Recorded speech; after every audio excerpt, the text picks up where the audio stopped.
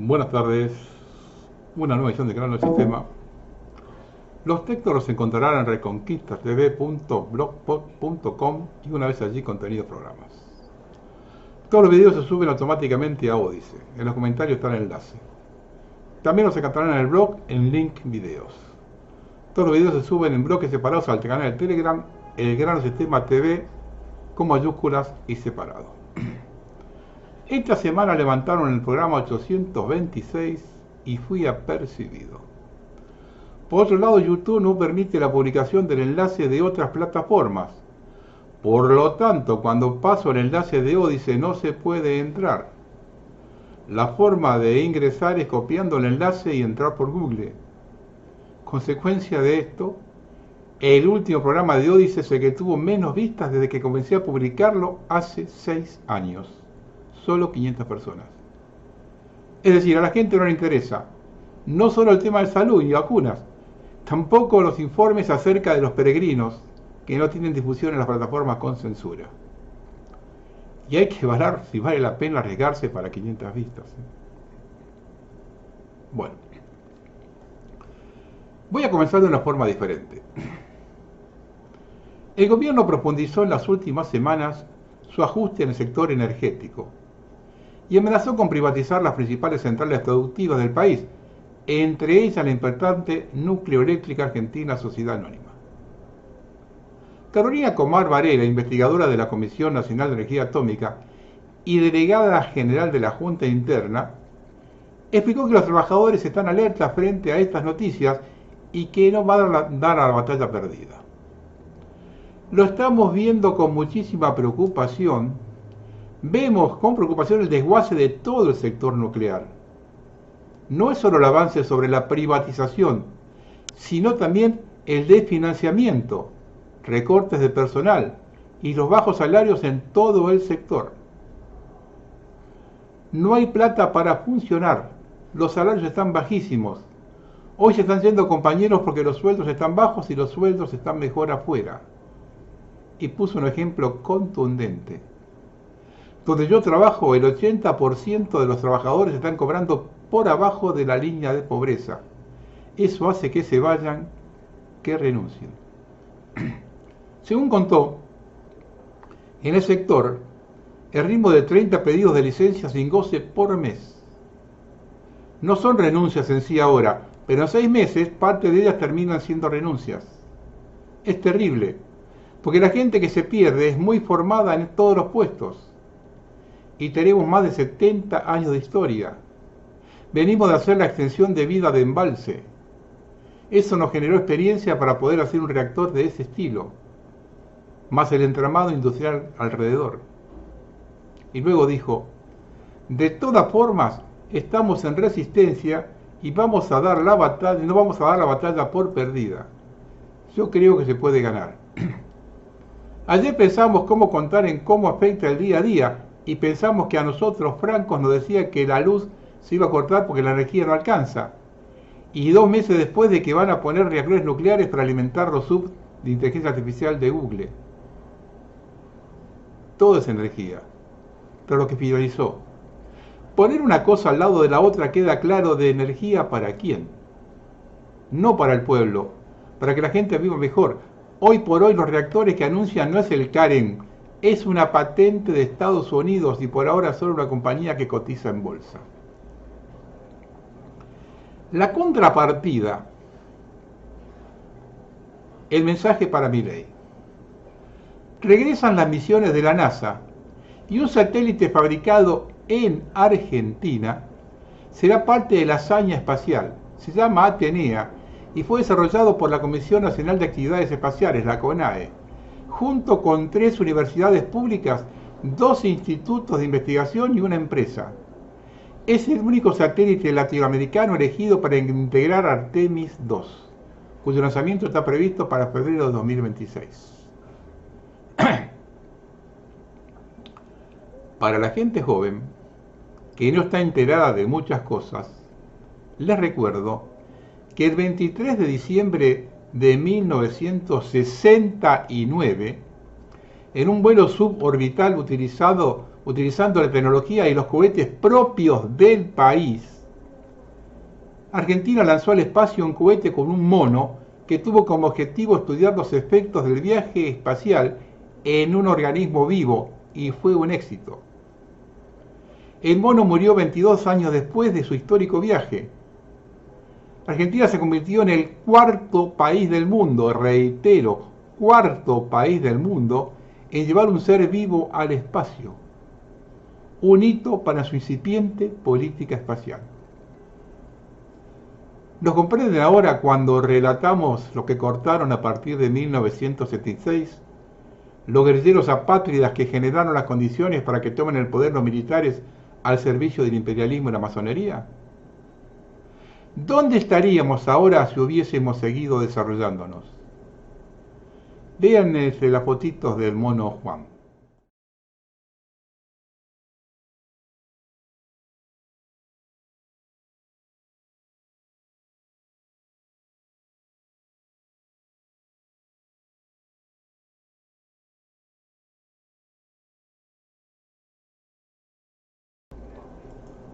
¿A qué vino Milei? A 22 meses de haber asumido y observando en qué transformó el país, nos damos cuenta que lo han colocado allí para llevar a la Argentina a un punto de no retorno. Algunos piensan que es un gobierno de improvisados por la cantidad de errores que comete. Nada que ver. Cada paso está debidamente planificado para meternos en un callejón sin salida. Y esa es la gran trampa. En las elecciones del 26 de octubre hay alrededor de 20 partidos. Nadie puede aducir que el abanico no es amplio, que todos pueden participar. Pregunten a cada uno de estas listas cuáles son los pasos a seguir si hoy se hicieran cargo del gobierno. Pero en medidas concretas, no sanata y venta de humo. Porque sueños y proyectos tenemos todos. Pero acá hay que apagar un incendio. Está rota la manguera y el tanque de agua vacío.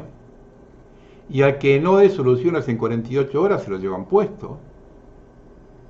Y de allí a la guerra civil hay un paso. No hay margen para más de lo mismo. O pegamos un giro copernicano o preparémonos para lo peor. Y no falta mucho tiempo para eso. El lunes 27 esto es un tembladeral. Y estoy seguro que esa es la segunda parte del plan. ¿Se imaginan un brote inflacionario importante con medio país endeudado y la otra mitad que no llega a fin de mes? ¿Ustedes creen que los yanquis y peregrinos no saben la que se viene? Si ellos generaron las condiciones. Este es el final de su estrategia.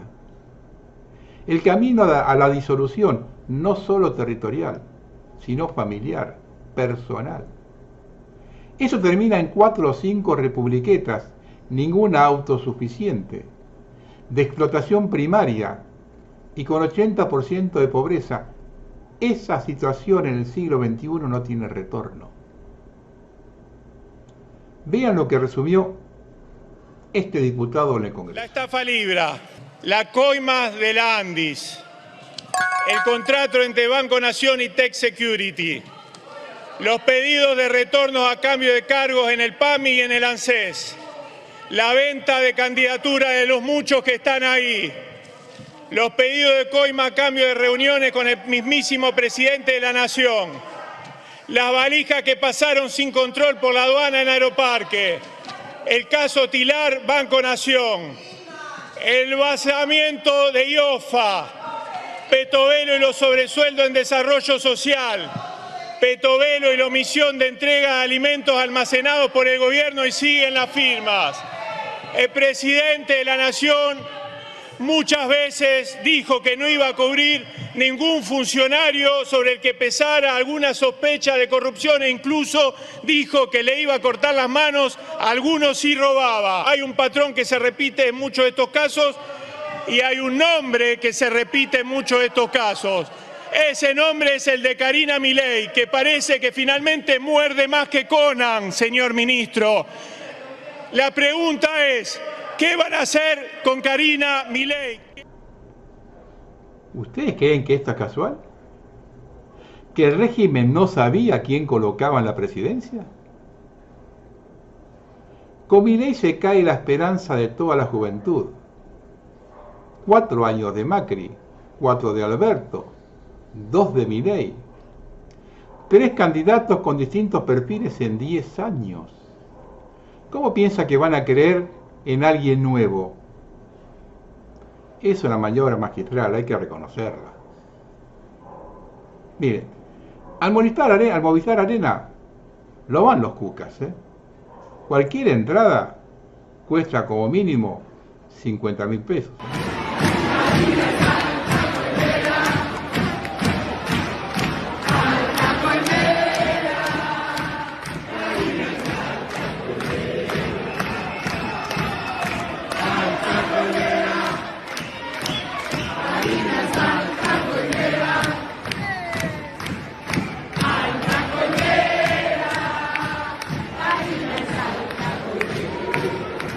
Y los gerentes y payos que nos trajeron hasta aquí se han forrado suficiente con lo que robaron para vivir como reyes en cualquier cueva del mundo. Van a ver cuando se complique la cosa cómo empiezan a rajar. A Uruguay se llega en 20 minutos con un helicóptero. Y allí siempre encontraron refugio los antipatria.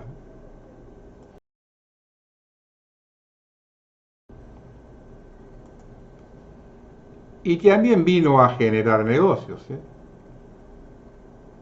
Un paquete de auxilio por 20.000 millones de dólares puede sonar a política de Estado, pero este caso tiene mucho de traje hecho a medida. La jugada anunciada por Scott Bessent significó un rescate para un viejo amigo suyo, Rob Citrone, el multimillonario dueño del fondo Discovery Capital, que según medios especializados gana unos 2 millones de dólares al día especulando en la Argentina. 2 palos por día. Citrone venía comprando deuda y acciones argentinas desde la llegada de Javier Milei al poder. Adquirió bonos con tasas cercanas al 20%, convencido de que la probabilidad de default era minúscula. Gracias a esas apuestas, su fondo ganó 52% en 2024 y más de 20% en 2025 en dólares. El dato más llamativo es que durante septiembre, en plena corrida y con el fantasma del default sobrevolando la economía argentina, en la antesala del anuncio de Bessent, Citrone compró más bonos argentinos a precio de remate. 2 días después, el anuncio de rescate del Tesoro hizo subir fuerte los precios de los bonos. Citrone se hizo de ganancias millonarias. Se parece a una jugada de Inside Information, ¿eh? Detalle no menor es que Citrone y Bessent comparten una historia interesante. Fueron colegas bajo el ala de George Soros. En 2013, Citrone convenció tanto a Soros como a Bessent de apostar contra el yen. La operación les dejó más de 1.000 millones de dólares. Y según bromeó Bessent, el 75% de su bonus de aquel año. Un dato llamativo y que no se difundió. El 14 de abril pasado, cuando Bessent visitó a Milei en la Casa Rosada para respaldarlo, también lo hizo Citrone. El empresario estuvo el mismo día, casi a la misma hora y en la misma silla que el secretario de Tesoro.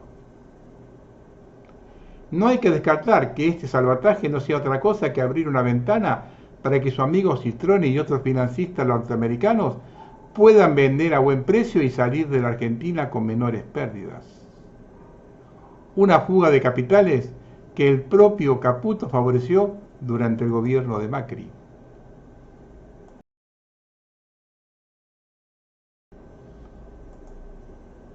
Argentina es un país lleno de especuladores. En este momento, todos están especulando con las elecciones de octubre. Nadie quiere tomar una determinación sin los resultados de las elecciones. Así, los diputados que apoyaron voltear los vetos hoy están a la espera.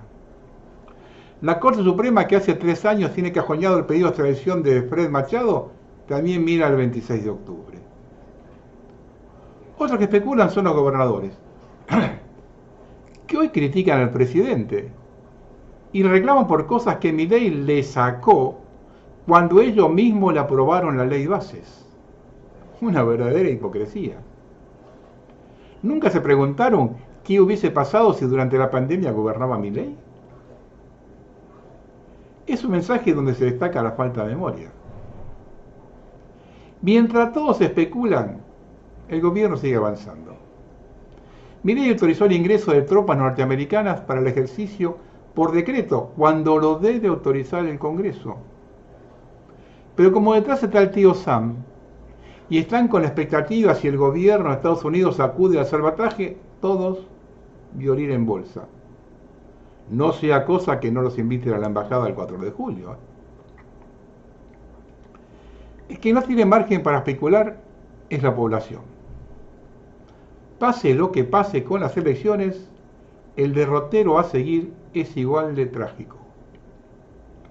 De ser favorables al gobierno, colocan quinta, redobla el ajuste y que la que sufre es la gente. De perderla, estamos en un terreno desconocido de un gobierno en retirada, y el ajuste, en lugar de hacerlo el gobierno, lo hace la situación. Y el resultado es el mismo: se jode la gente.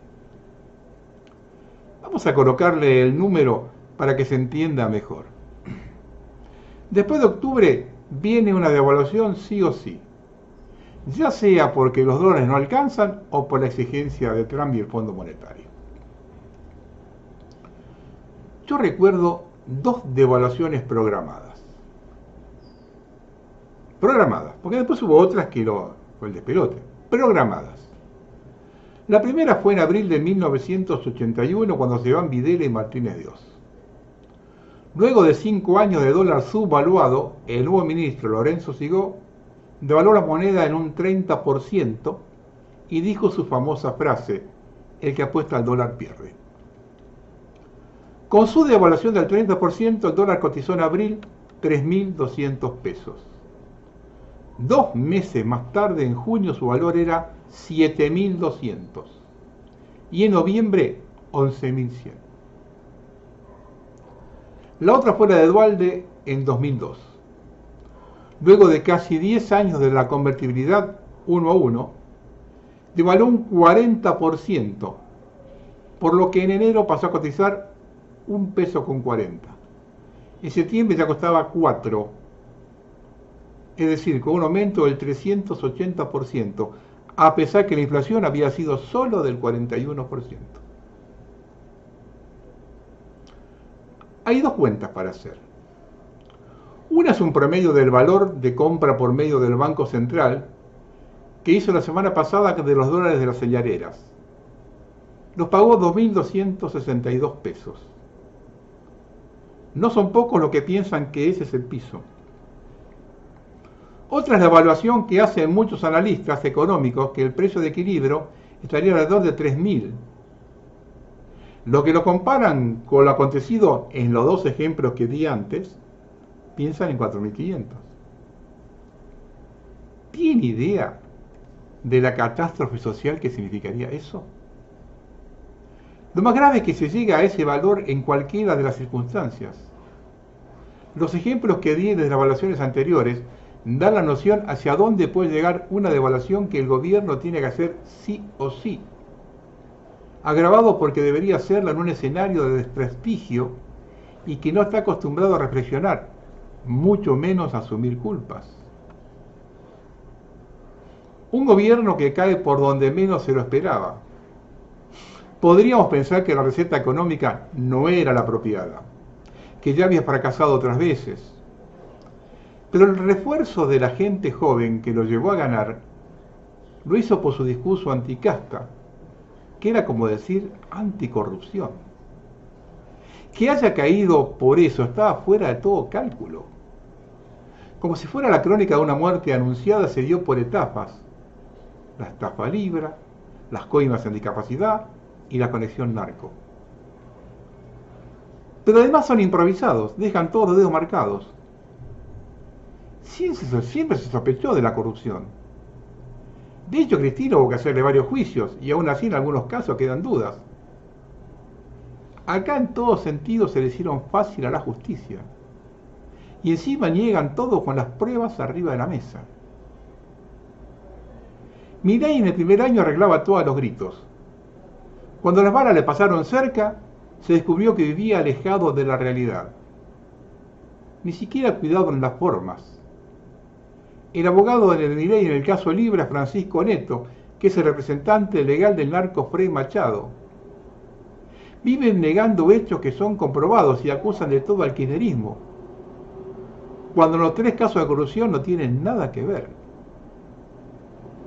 Si lo difunden, es lo que hacen todos. ¿O acaso cada muerto en el conurbano no lo acusan a Kicillof? Lo peor de todo es que se les cayó el velo que los cubría. La gente visualizó que eran igual a los otros, pero con malos modales y prepotencia. Y lo que creo que cambió el humor de la gente fue la crueldad. Hay que ser muy inútil para meterse con los discapacitados y encima robarles. Y son tan soberbios que van a hacer actos de campaña en la casa del enemigo, para luego victimizarse. Ya les tomaron el tiempo, se tuvieron que meter la prepotencia en el culo. ¿Dónde quedó el gesto de espera en Junín cuando enfrentó a los manifestantes? Anda a hacerlo ahora. ¿Saben qué es lo peor de todo? Que si no ganan las elecciones van todos presos. Por eso Esper está desesperado por tener fueros, que se terminan en diciembre. Dejaron muchos heridos en el camino que están esperando la caída. La soberbia es pecado capital y es lo que más revancha genera.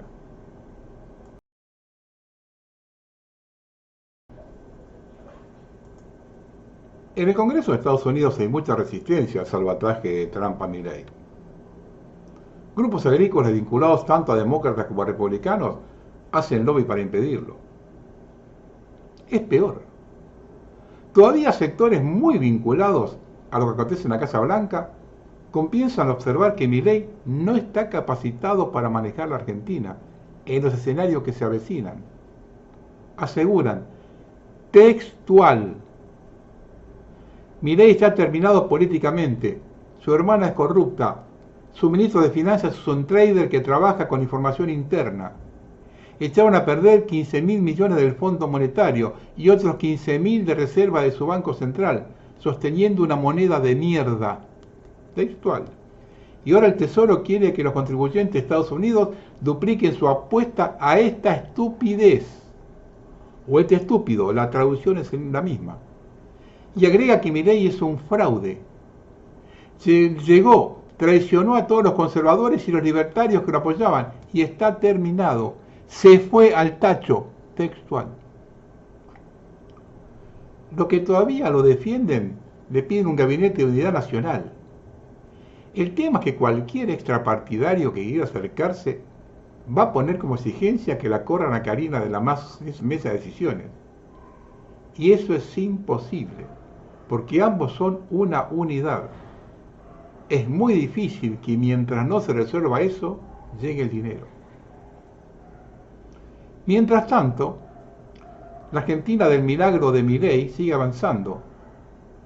Movilización por despidos adentro del Unicenter de San Isidro. No venden ni en un shopping de San Isidro. Obra del experto en crecimiento económico sin dinero.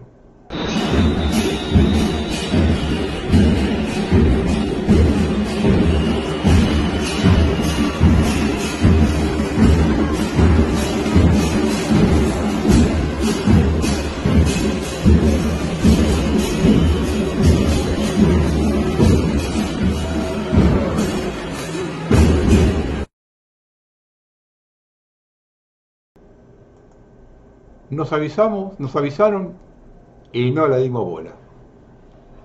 En octubre de 2023 comenzó a circular un video que sacudió la campaña presidencial. En la grabación, hecha con cámara oculta, aparece Diego Giacomini, economista liberal y durante años socio e íntimo amigo de Javier Milei, hablando de supuestos fondos de origen dudoso para financiar al entonces candidato libertario. El material se difundió en un canal de YouTube llamado Yahweh Jireh y rápidamente se instaló en la discusión pública. El contexto no era menor.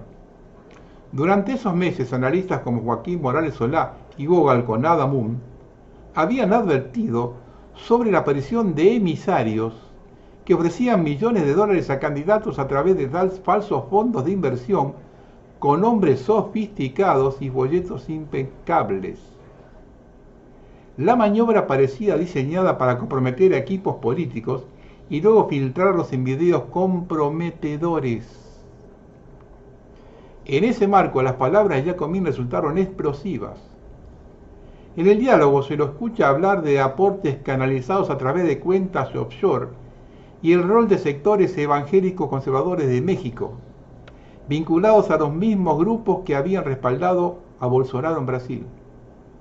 Lo más fuerte fue su afirmación de que en ese país el apoyo económico a la política final viene de las drogas.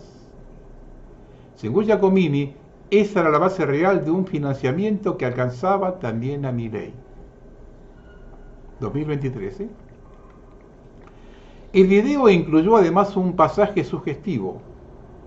Un interlocutor le plantea si básicamente se podría ganar confianza con valijas. Por ejemplo, si al entregarle una valija se aseguraba una posición con él. La pregunta que quedó registrada dio a entender que Milei era visto como alguien susceptible a aceptar aportes en efectivo bajo esa modalidad. Giacomini da a entender que sí, y esa parte de la charla se volvió uno de los puntos más discutidos de toda la filtración.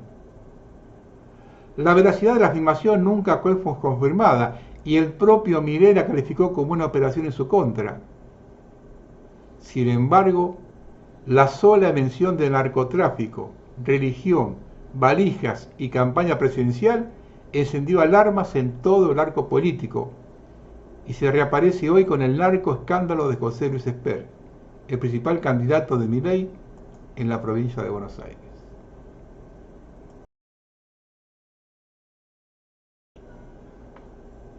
Vamos a hablar de los códigos de la mafia.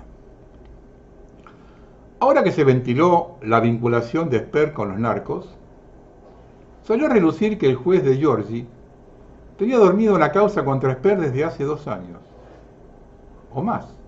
En esa causa existe una declaración del piloto de los aviones, donde testifica de los continuos viajes de Esper y su relación con Machado. Hablan de 35 viajes, 5 con Machado.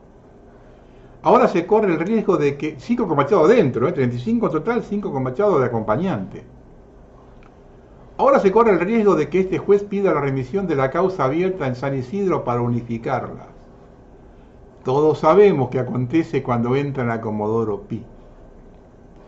Y mientras tanto, Esper sigue negando todo, pero una empleada de Machado que está en Qatar trabajando para la AFA, en una entrevista relató la estrecha relación con el jefe narco.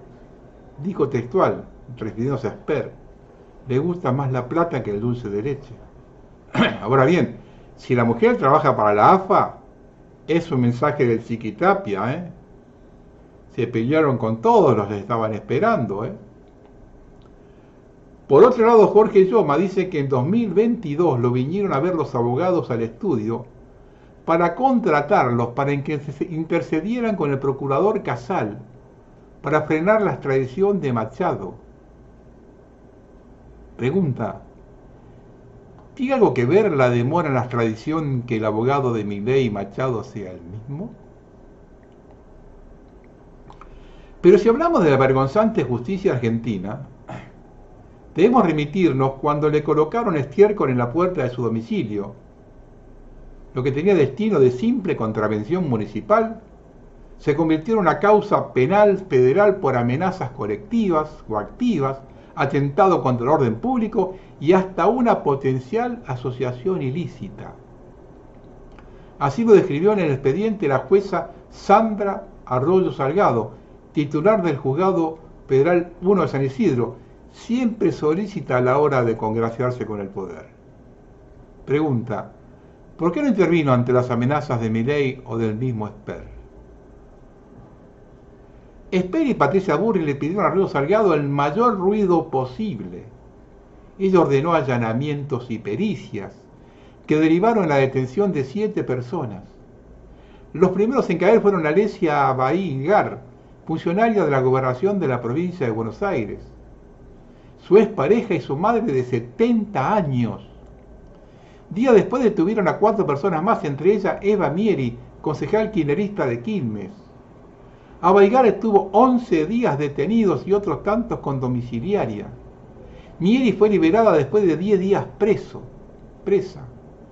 En diferentes fallos, la Cámara Federal de San Martín obligó a Río Salgado a liberar a todos. Las pocas pruebas con las que decía contar la jueza eran de una endeblez pasmosa, empezando por la incapacidad de identificar siquiera a los autores del escrache, a lo que se agrega la hazaña con la que trató a los detenidos. El caso extremo es el de Agar, rayando con la locura, con la tortura. Indiferente a la grave afección pulmonar que sufre la mujer, la magistrada se negó a su excarcelación y la mandó varios días a la cárcel federal de Seiza. La gran prueba Río Salgado para detener a Agar, su madre Eva Petrovero y su expareja, es la presunta utilización de un Renault Clio en acción frente a la casa del diputado de la Libertad Avanza. El coche pertenece a la funcionaria bonaerense, en tanto que su madre y su amigo tienen cédulas azules a su nombre. Para la jueza, eso bastó para allanarlos, imputarlos y detenerlos.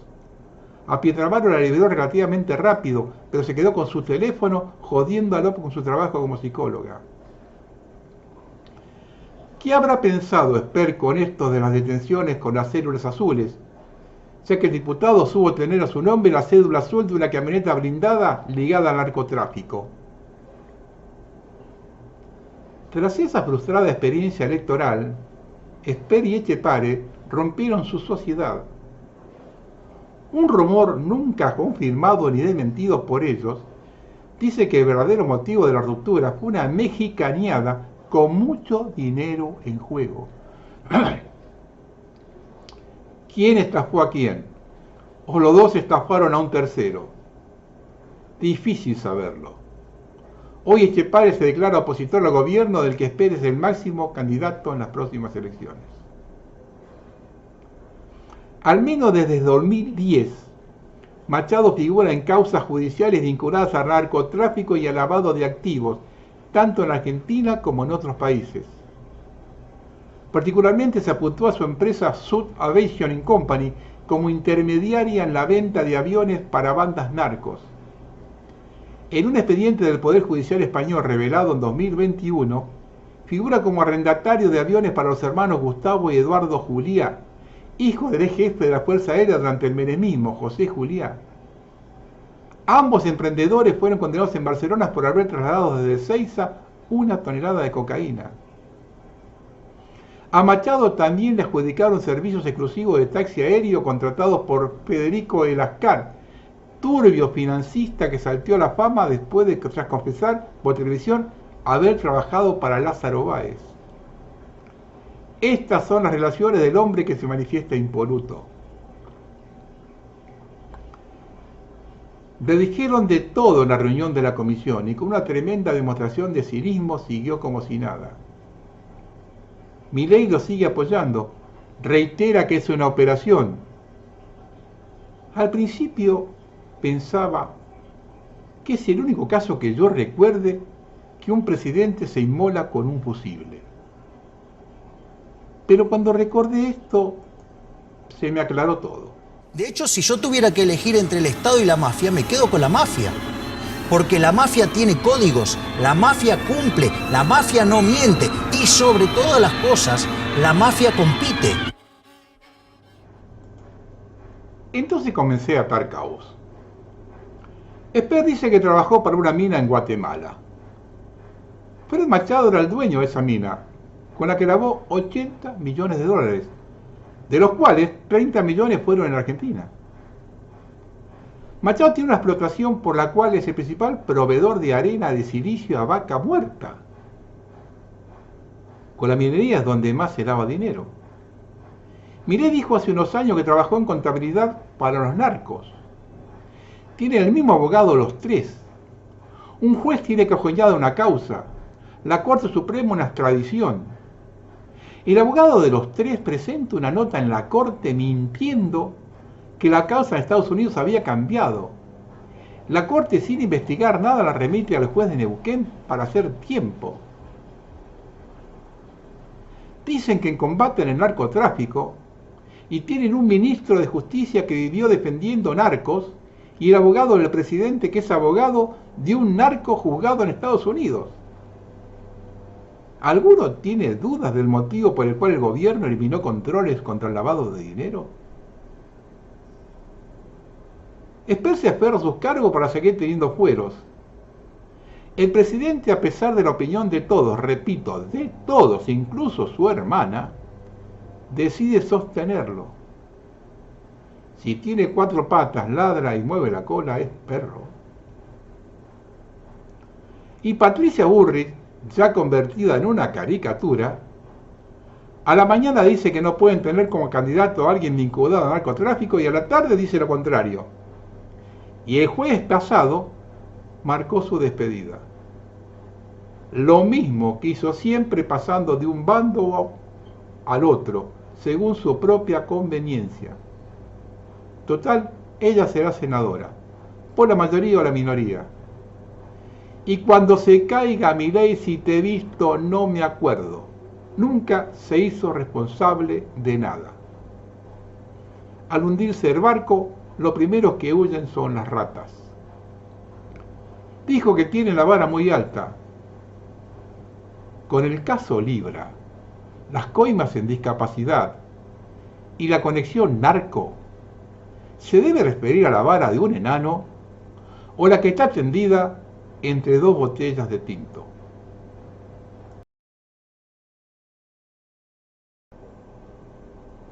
Una cosa cortita de la situación en Estados Unidos. Por eso se le complica a Milei en Estados Unidos. El país está envuelto en un grave conflicto interno. Algunos ya comienzan a hablar de guerra civil. Y comienza a notarse una violencia política inusitada promovida por Trump. Igual que acá, vive amenazando con intervenir militarmente a ciudades, especialmente a Nueva York si gana un candidato de izquierda. Reunió generales de todo el mundo para decir que las Fuerzas Armadas tienen que reprimir el enemigo interno. Una locura que cayó como un meteorito sobre la ciudadanía. Pero allí no es como acá. El Congreso tiene el mismo peso que la Casa Blanca. No pudo evitar el cierre del gobierno debido a que no deja de recortar servicios sociales para la gente mientras aumenta el presupuesto militar. Vean este cortito video para conocer un poco más a este hombre. We also have the head of Pfizer here, so I want to thank him. One of the great people, one of the great businessmen. Thank you, Albert. Thank you. Thank you very much. Thank you very much. Y acá entra a tratar a Argentina. En su presidencia anterior, el cierre del gobierno duró 35 días. Es decir, que contraría con Milei sin poder disponer de $1. Es más, si no se arregla antes del 14, no sé si podrá atenderlo si no tiene personal trabajando. Hay posiciones internas encontradas dentro del gabinete de Trump debido a la asistencia a Argentina. Muchos senadores preguntan por qué recortan beneficios a millones de jóvenes y le dan una ayuda a la Argentina. Otros comienzan a reclamar porque ayudan a un presidente que tiene un candidato narco.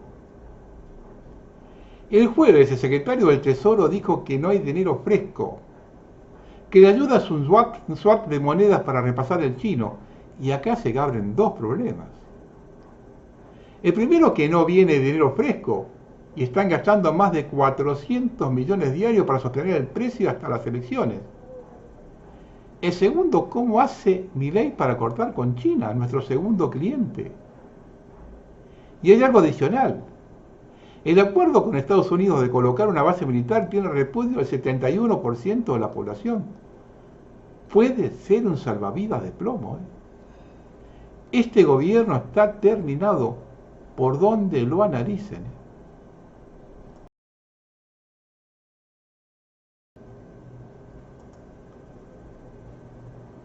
Vamos a cambiar de tema. Los encuestadores dicen que Milei triunfa en 3 provincias.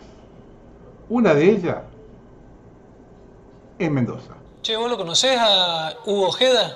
Hugo Eduardo Ojeda. ¿Quién es? Probablemente el nombre no te suene, pero Hugo Eduardo Ojeda es la persona a la cual el gobierno de la provincia de Mendoza le adjudicó por 50 años la concesión de la costa sur del Perilao.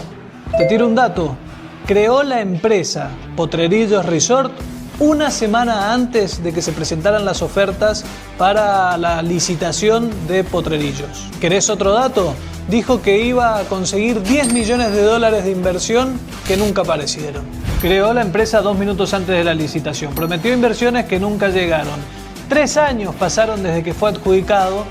Golpeó a principios del 2025 la puerta en Casa de Gobierno y dijo: tengo nuevos empresarios para que se hagan cargo de la concesión. Esa fue la forma en la que entraron con una alfombra roja los empresarios de Agrícola Los Pozos y de Beseta Sociedad Anónima para hacerse cargo del desarrollo turístico más importante de la provincia de Mendoza. Entonces, ¿quién es Hugo Ojeda? El dueño de un negocio inmobiliario millonario. Se quedó con el Perilago de Potrerillos por 50 años, pero de la inversión no pone un peso.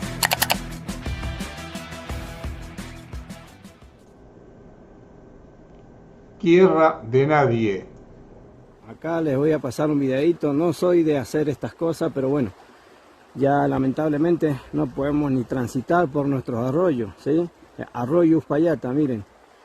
Ahora me encuentro con una tranca cerrada, remachada, que no podemos pasar. Toda la vida hemos estado pasando por acá, nuestros animales pastan por acá, por el arroyo. Bueno, este videito como para que se haga viral y llegue al gobierno, que llegue a Hidráulica, a quien le tenga que llegar para ver si nos dan una mano.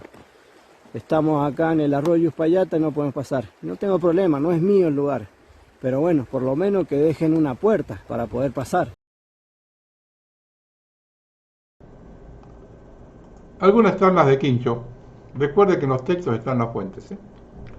Javier Milei viajó a Ushuaia con 3 aviones, todos pagados con la nuestra. Viaje que nos costó a los dos argentinos $300.000. La quinta parte le costaba el tema de discapacidad. Y se tuvo que ir de Ushuaia repudiado por la gente. 3 aviones en los que Milei llevó sus ñoquis. 180 en total fue la comitiva. Yo no recuerdo una comitiva de un presidente con 3 aviones. Así lo siguen robando. No es falso. Sommer Token es otra criptomoneda para estafar que está montada sobre Solana, al igual que Libra, promocionada desde un dominio http://gov.ar, es decir, estaba alojado en un servidor sommer.gov.ar, un dominio del Estado. El gobierno nacional usa la página del Hospital Nacional Sommer para lanzar una nueva criptomoneda. ¿Es el ministro Lugones el que lanzó esta cripto?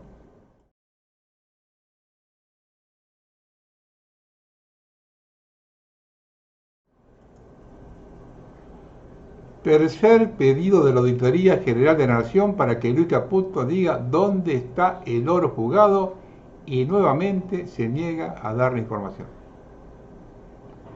Durante una sesión de magia negra y espiritismo, Karina Milei casi prende fuego Casa Rosada. El incendio se originó en la zona de la cocina, pegado al despacho de Santiago Caputo. Desde el entorno de la presidencia dijeron que esto es normal los días viernes. Estamos en el horno. Andis desvió fondos del Banco Interamericano de Desarrollo para contratar una empresa israelí llamada Negiritech para dar una charla motivacional por la que cobró $117 millones. Para facturar en el país lo hicieron a nombre de la empresa de Sergio Borenstein llamada Advisource. Acá está la factura.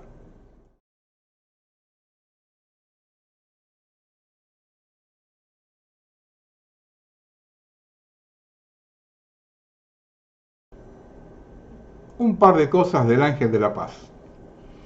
El representante especial de Donald Trump, Kate Kellogg, declaró en una entrevista con Fox News que el presidente estadounidense había autorizado a Ucrania a atajar objetivos en el interior del territorio ruso utilizando armas de largo alcance. Kellogg explicó que, basándose en las propias palabras de Trump y la postura del presidente Vance y el secretario de Estado Marco Rubio, el mensaje a Kiev era claro: podían aprovechar la opción de ataques profundos. Recalcó que en su opinión no había zonas intocables en Rusia. Parece que lejos de un alto al fuego la guerra en Ucrania se recrudece. Trump, ese otro que quiere ser Premio Nobel de la Paz y que dijo en la ONU que había terminado 7 conflictos él solito. ¿Qué tal? Trump. La guerra mundial está más cerca.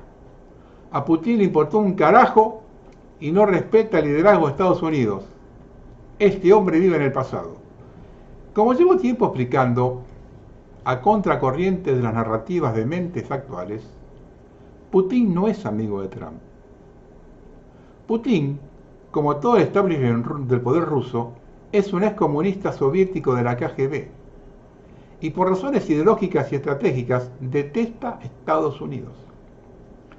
El problema al que nos enfrentamos, incluso en la llamada contrainformación, es que las declaraciones públicas rituales, que son parte del ámbito diplomático y no tienen nada que ver con los hechos, se malinterpreta y luego se explotan. Putin siempre ha sido un excelente diplomático. Sabe lo que necesita decir públicamente para lograr los objetivos geoestratégicos de Rusia y solo le importan estos. No es amigo de Trump y nunca lo sería de ningún presidente estadounidense. Jamás, por las razones que ya he explicado, si usó un tono conciliador con Trump, si se reunió con él, es solo porque así es como se usa la diplomacia para lograr los propios objetivos geoestratégicos. Otra prueba más. Estas palabras de Trump al margen de su reunión con Starmer en el Reino Unido. Una vez Trump tuvo que lidiar con los soviéticos, creyó que podía doblegarlos a su voluntad, obteniendo la ventaja pública que necesitaba. Textual: terminé el conflicto en Ucrania como prometí. Vendí armas a estos imbéciles europeos. E incluso me apoderé de tierras raras ucranianas. Textual. Pero tuvo que afrontar la realidad. A Putin le importa un bledo. Usa la diplomacia con maestría, le hace promesas a Trump que luego no las cumple. Por eso el magnate tuvo que declarar hoy en el espectro de un gran conflicto mundial se cierne sobre él. Porque Putin lo ha decepcionado. Nunca cumple lo que promete y no respeta el liderazgo estadounidense. ¿Qué el tema? No fue. Si un presidente soviético es amigo de un presidente norteamericano, yo soy Brad Pitt.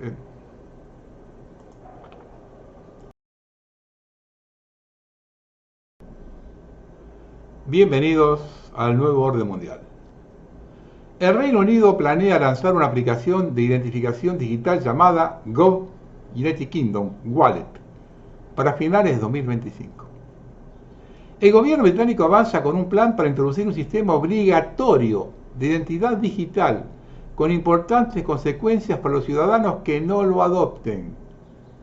La ministra de Trabajo Liz Kendall ha declarado que los ciudadanos británicos que se nieguen a usar la identificación digital podrían perder el acceso a prestaciones sociales, pensiones y servicios estatales.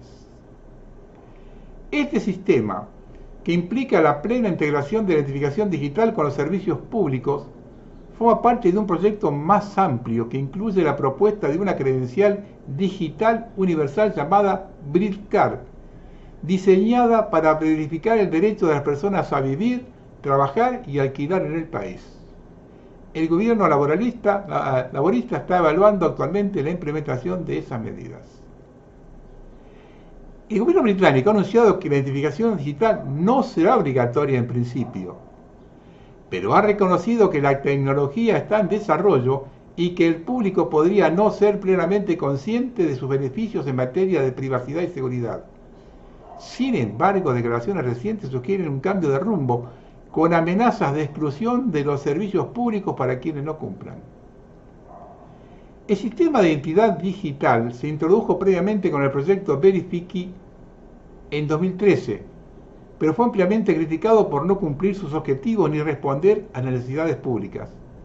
El nuevo sistema, que podría integrarse con la aplicación Gov United Kingdom Wallet, se ha presentado como una forma de comprobar la identidad de forma rápida digital, pero las consecuencias prácticas de negarse podrían limitar gravemente la participación en la vida social y económica. La preocupación por la privacidad y la vigilancia constante va en aumento, y los críticos describen el sistema como una prisión digital que amenaza la autonomía y la libertad de las generaciones futuras. Quienes obedecen ponen en riesgo no solo su propia autonomía, sino también la futura libertad de sus hijos y nietos. Las generaciones futuras quizá nunca sepan lo que significa vivir sin vigilancia constante. A pesar de todo, hay gente que se está despertando. Muchas personas se reunieron en el centro de Liverpool, cerca del lugar donde se celebra la conferencia anual del gobernante del Partido Laborista, para protestar contra los planes del gobierno de introducir carnés digitales obligatorios. Los participantes llevaron pancartas con los lemas "No a los carnés digitales" y "No a la violencia digital". La multitud corría "No a los carnés fuera". El primer ministro Starmer, "Fuera los laboristas". Muchos ondean banderas inglesas y británicas y piden a los coches que pasan que toquen la bocina en señal de apoyo.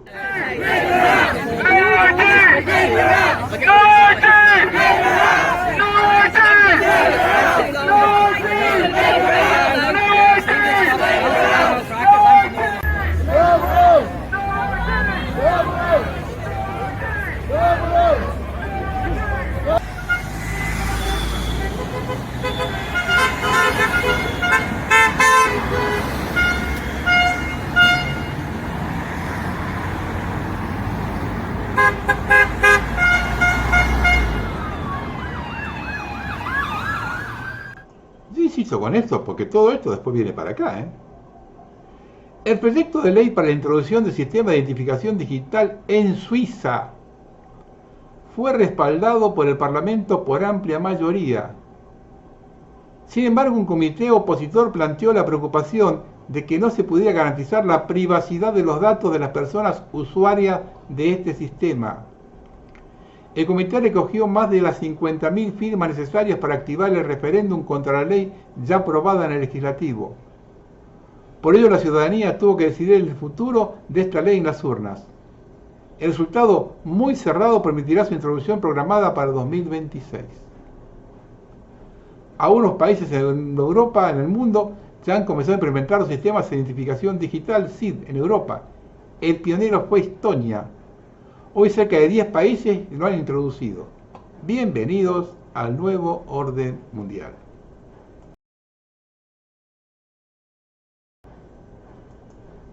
El mundo sigue convulsionado. Las masivas protestas estudiantiles que sacuden Marruecos desde hace días dieron un salto inédito este domingo por la noche. Los manifestantes protestaron contra la miseria, pobreza y la política del régimen de Mohamed VI y fueron respondidos con represión. Las movilizaciones se organizaron a través de redes sociales como Facebook y Discord por colectivos juveniles descentralizados como el grupo Gens 212, sin afiliación política o sindical conocida. Se convocaron para los días 27 y 28 de septiembre, pero han continuado espontáneamente. Queremos hospitales, no estadios. Crítica a la inversión para el Mundial 2030 y la Copa Africana 2025, mientras hospitales colapsan. La policía ha disuelto las protestas por la fuerza, usando motos para embestir manifestantes, confiscando teléfonos y arrestando periodistas. En varias ciudades se impusieron restricciones a relaciones públicas. Organizaciones de derechos humanos denuncian detenciones arbitrarias y uso excesivo de la fuerza, pidiendo diálogo en lugar de represión.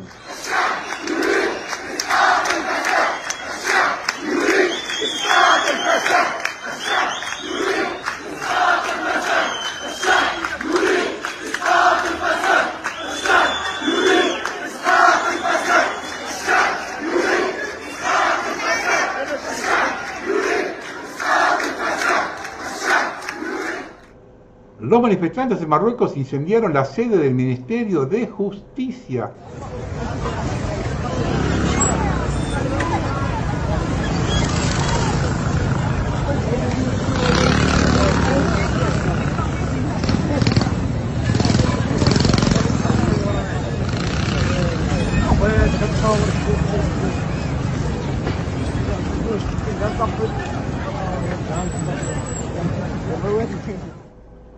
Más de 100.000 personas acudieron en Berlín a una manifestación en apoyo a los palestinos. Se trata de la mayor protesta celebrada hasta la fecha en Alemania contra la forma en que Israel está llevando a cabo la guerra en la Franja de Gaza. No solo protestaron contra el gobierno israelí, sino que también acusaron a Alemania de ser cómplice de la muerte de decenas de miles de civiles palestinos.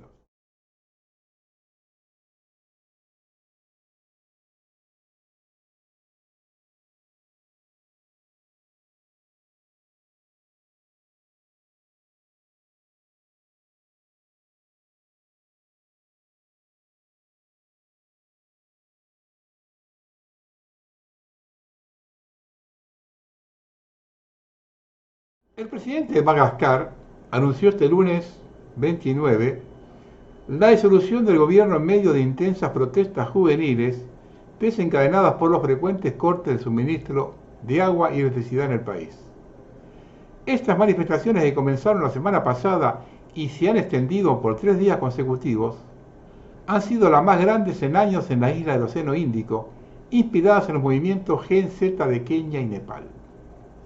Rajoelina, quien llegó al poder originalmente durante un golpe de Estado en 2009 y fue reelegido en 2023 en elecciones controvertidas, enfrenta así su desafío más serio desde entonces. Según la ONU, las protestas han dejado al menos 22 muertos, incluyendo manifestantes, transeúntes y víctimas de saqueos posteriores, y más de 100 heridos, muchos de ellos por la represión policial con gases lacrimógenos, balas de goma y fuerza letal.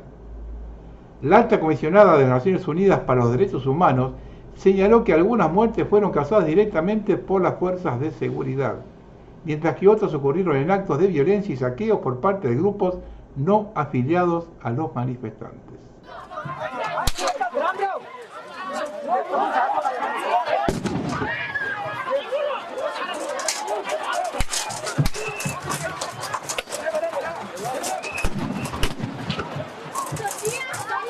Serious challenge President Andry Rajoelina has faced since his re-election in 2023. Authorities declared a dusk-to-dawn curfew on Thursday after protests in the capital.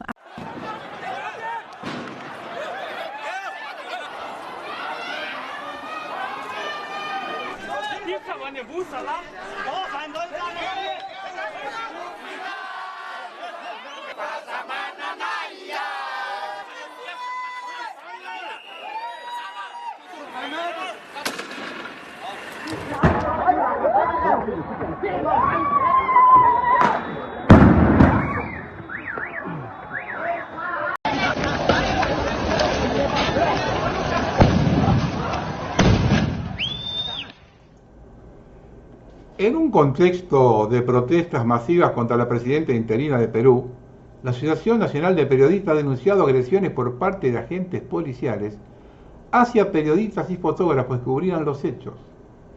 También en un efectivo la Policía Nacional de Perú golpeó este sábado con su porra a una persona mayor dejándole el rostro ensangrentado durante las manifestaciones de la generación Z que se desarrollaron este fin de semana en Lima. La Asociación Nacional de Periodistas de Perú denunció que agentes policiales agredieron a periodistas y fotógrafos que cubrían la represión de a miles de ciudadanos que protestaban contra la presidenta interina Dina Boluarte.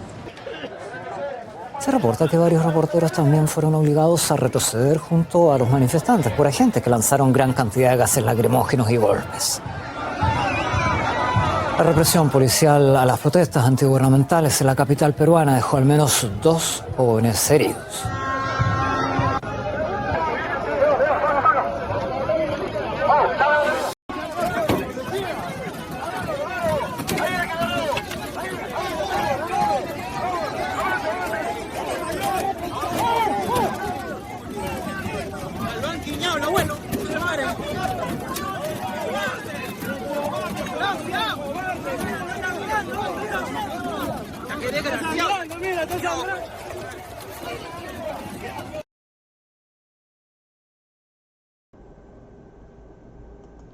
Y ahora escuchen esto, para tener en cuenta acá, la que se viene, ojo con esto, sobre las primeras protestas digitales sin internet.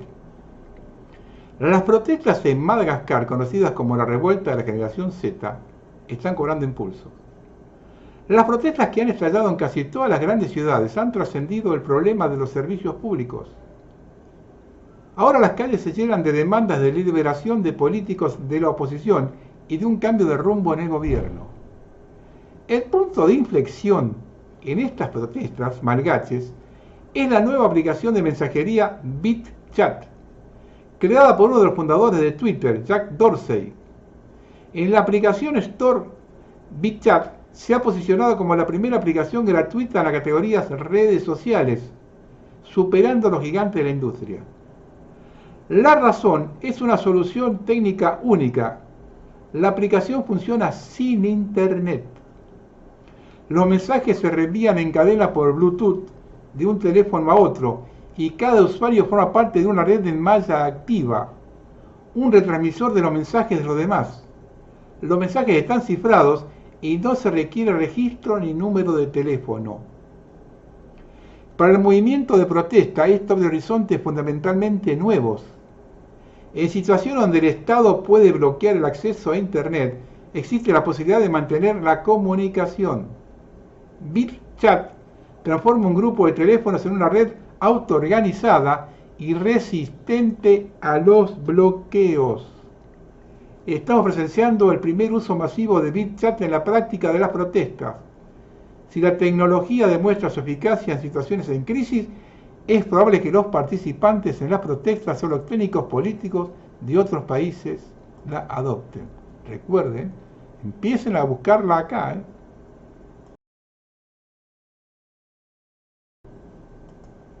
El otro símbolo del naufragio de las políticas verdes, la Casa Blanca, quiere reabrir millones de hectáreas de propiedad pública a la minería del carbón.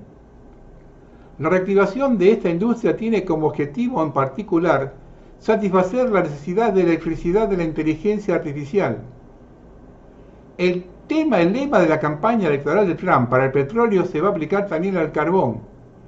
Es una medida que acompaña a otras para reactivar este sector minero, entre ellas una reducción de los requisitos medioambientales para el funcionamiento de las centrales eléctricas alimentadas con carbón y reducir los costos de energía.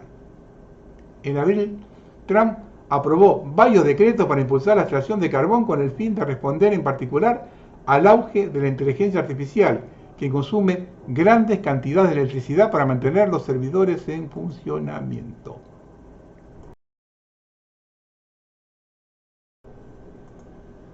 Y acá entramos en un terreno complicado. Investigadores británicos de una empresa llamada European Astrotech decidieron lanzar un globo meteorológico de gran altitud donde liberaron dióxido de azufre en la estratosfera para bloquear el sol. La ONU está preocupada por el cambio climático. A medida que los esfuerzos para reducir las emisiones de carbono están fallando, la ONU está buscando más formas de enfriar la Tierra. El PNUMA informe detalla ideas llamadas modificaciones de radiación solar, cuya esencia es reflejar la luz solar y evitar que caliente la superficie de nuestro planeta. Estas son las principales ideas de la ONU, considera. Inyección de nanopartículas reflectantes, dióxido de azufre en la atmósfera, inyección de aerosol estratosférico. Brillo de nubes bajas sobre el océano mediante la siembra de nubes oceánicas con partículas de sal submicrónicas. Usando espejos espaciales, es decir, muchos espejos gigantes lanzados al espacio exterior para reflejar la luz solar. Gente que jamás hemos votado está decidiendo por todos nosotros y nuestros hijos. Nos tapan el sol, porque eso nos enfermará aún más. Bueno, vamos a hacer nuestros paseitos semanal por Europa. Comencemos por Londres.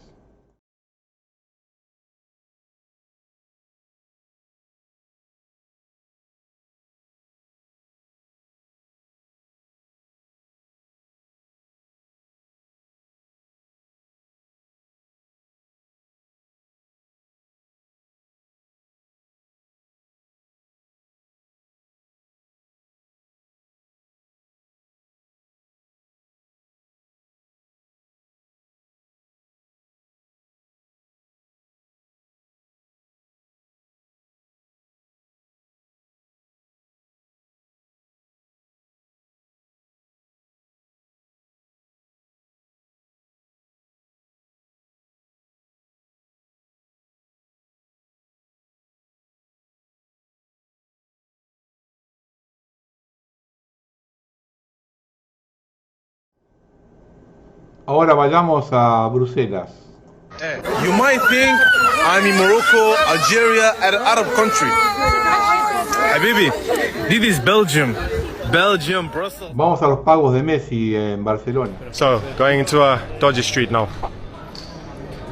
Lots of dodgy looking people hanging around. My God. So can you explain what's going on here? Sí, que nada, se avisan, estamos grabando. There's a lot of prostitution here. No, Yes. no. What a friendly nos avisan, guy. nos gritan.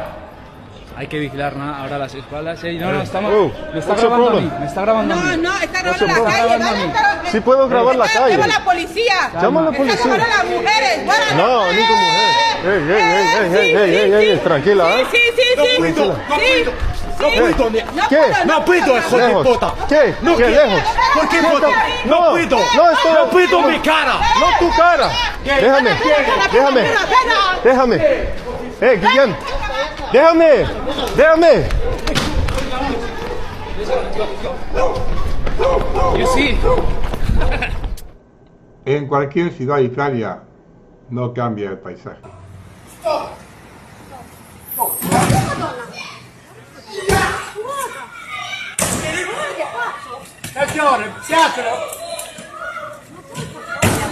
Yo bote. Adesso basta.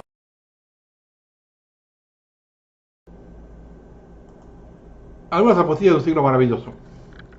Han informado que en México, en los últimos años, se ha detectado una relación entre la mafia peregrina con grupos del crimen organizado. Los reportes apuntan que vínculos son sobre la introducción y venta de armas en México por parte de esa gente de su poderosa agencia secreta de inteligencia. Las áreas de seguridad del gobierno de México han detectado desde el año 2000 vínculos con grupos de la delincuencia organizada. Solo entre 2000 y 2010 se registraron intensas operaciones para un cartel mexicano al que la mafia putrefacta abasteció de armas de alto poder y blanqueo de ganancias ilícitas. Analistas señalan que las autoridades mexicanas deben poner un freno a esta injerencia de la mafia peregrina en el país para evitar más daño a la sociedad. China y la India acaban de golpear con aranceles del 300% las importaciones de comida rápida a Estados Unidos, poniendo a McDonald's al borde del colapso. En Asia, lo que comenzó como una guerra comercial ahora se transforma en una batalla simbólica por el dominio cultural global. Esta decisión ya tiene consecuencias devastadoras, acciones en caída libre, agricultores estadounidenses en crisis y millones de consumidores asiáticos dando la espalda a la icónica marca norteamericana. ¿Estamos viendo el principio del fin del poder blando de Estados Unidos? La nueva normalidad. En el aeropuerto de Lisboa, un baño sin puertas y con un gran espejo que ocupa toda la pared.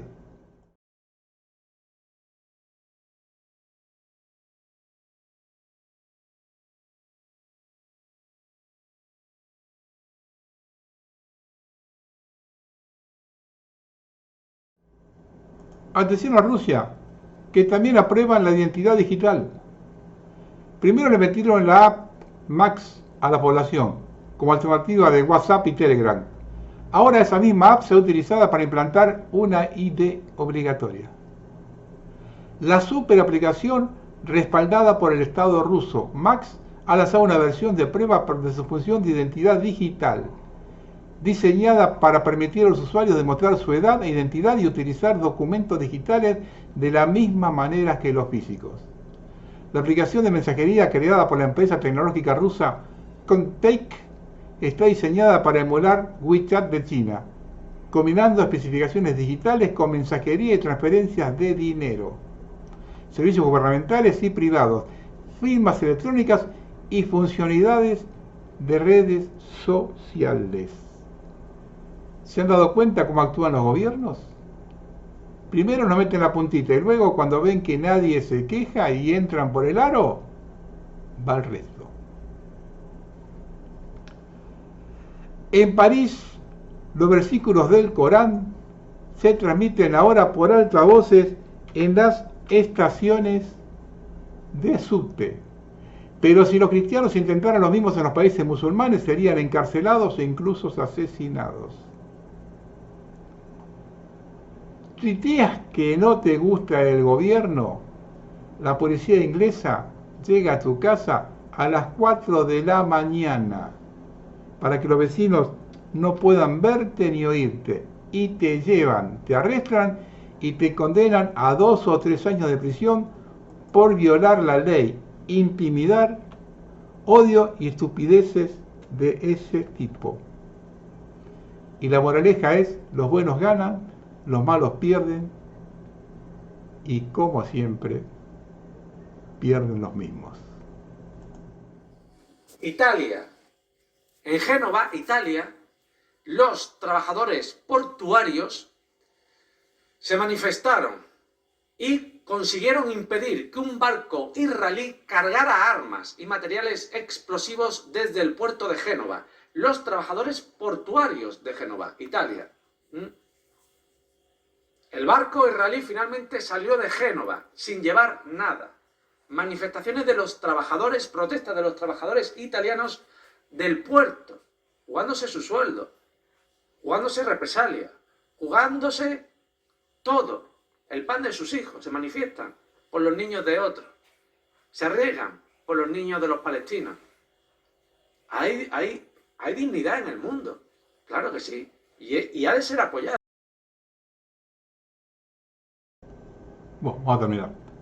El día 24 de este mes, el viernes anterior a las elecciones, vamos a hacer una especie de reunión a la que están todos invitados. Ya les voy a dar más datos, por la zona de Congreso.